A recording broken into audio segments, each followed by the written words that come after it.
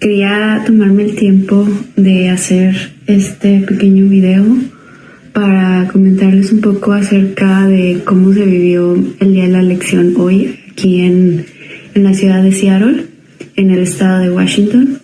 Primero que nada, nosotros, mi esposo y yo nos levantamos súper temprano hoy para ir a votar. Estábamos llegando ahí al consulado de México en Seattle alrededor de las 6:20 de la mañana y había como unas 57 personas adelante de nosotros al tiempo en el que llegamos. Nuestro voto lo terminamos emitiendo como alrededor de la 1:30 de la tarde. Durante este periodo de tiempo de 7 horas hubo una muy mala organización por parte del INE, ya que solamente se contaba con 4 urnas para emitir votos de más de miles de personas aquí en Seattle y de sus alrededores. Cuando digo sus alrededores me refiero a otras ciudades cercanas como Portland, Oregon, ciudades que se encuentran hacia North Cascades, ciudades que se encuentran hacia las comunidades de Yakima. Esas ciudades están alrededor de 3 a 5 horas de la ciudad de Seattle. Muchas personas vinieron desde allá para emitir su voto y muchas de ellas se quedaron sin poder hacerlo el día de hoy, ya que solamente se llegaron a contabilizar o solamente hubo cupo para 600 personas en el largo tiempo durante que estuvo abierta la casilla. ¿Y por qué fue tan lento este proceso? Bueno, pues como les digo, hubo solamente 4 urnas abiertas. Había 3 filas. Una fila era para los adultos mayores, una segunda fila era para las personas que ya se habían registrado para votar y una tercera fila era para los que no estábamos registrados para votar, siendo esta última la que tenía más cantidad de personas. Creo yo, mi hipótesis es que muchas de las personas que no se registraron para votar, sin incluirme a mí, porque yo sabía que me tenía que registrar y se me pasó el tiempo, aclaro, pero yo creo que una de las razones principales por la que la gente no se registró es porque no estaban informadas o bien informadas al respecto.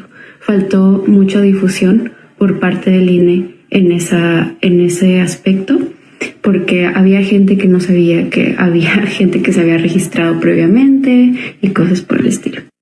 Desafortunadamente, en estas elecciones el poder votar se convirtió en un privilegio para pocos, ya que no se contaban con los recursos adecuados ni con la cantidad de recursos necesarios para poder apoyar a que todas las personas votaran,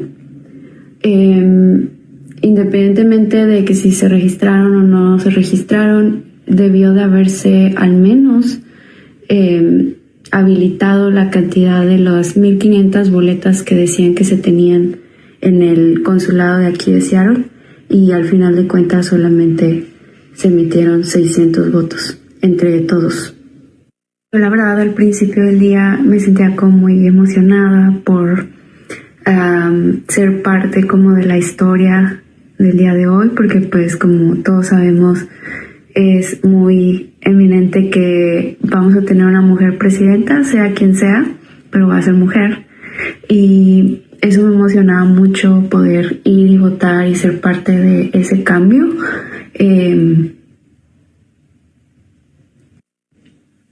Pero el hecho de que el voto se haya convertido en un privilegio, la verdad es que sí me desilusionó mucho y pues me pone a pensar que hay mucho por hacer y mucho que exigirle a nuestro siguiente gobierno en cuanto a el proceso de elecciones, el proceso del Instituto Nacional Electoral, cómo se maneja este instituto, y también en cuanto a las oportunidades que tenemos los extranjeros, los mexicanos que vivimos en el extranjero, de votar en otros lugares, ¿no?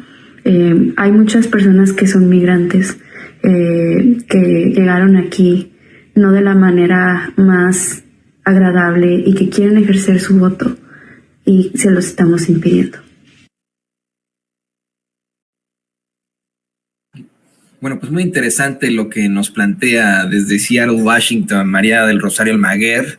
Qué buena experiencia, qué interesante esto que plantea en cuanto a su participación en estas elecciones desde el extranjero, como lo hicimos muchos de nosotros aquí en los Estados Unidos.